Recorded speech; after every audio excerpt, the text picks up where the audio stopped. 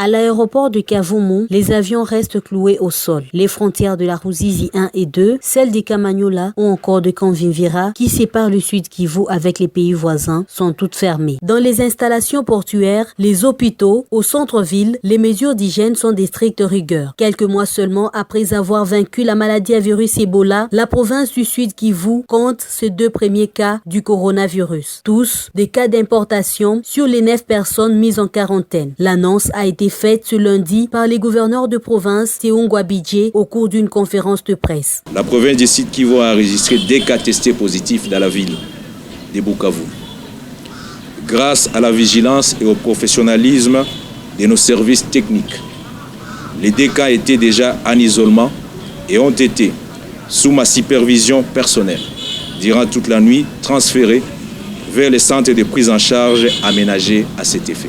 Le gouvernement provincial reste en alerte maximale. Pour ce faire, une commission spéciale chargée des ripostes a été créée. Chapeautée par le docteur Denis Mukwege, cette commission travaillera jour et nuit pour barrer la route à la propagation de ces virus mortels. À cela s'ajoute une caisse de solidarité ouverte au ministère provincial de la Santé. Les gouverneurs de province appellent ainsi la population à s'impliquer dans cette lutte à travers le respect de gestes et barrières. La santé. Demande à la population de rester vigilante et sereine, qu'elle ne panique pas, car un virus aussi dangereux que le coronavirus ne peut être vaincu par la peur, mais plutôt par la mise en pratique de mesures de prévention et la collaboration de nous tous. Autre mesure importante, et ça cela fait suite à ce que le président a évoqué, les confinements.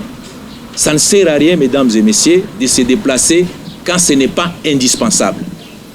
Il est préférable de rester chez soi. Dans l'entretemps, au cabinet du gouverneur, un service minimum s'est imposé. Seules 3 personnes peuvent travailler par bureau. Théongwa Bidje veille ainsi à la santé de ses administrés, surtout en cette période de crise sanitaire mondiale.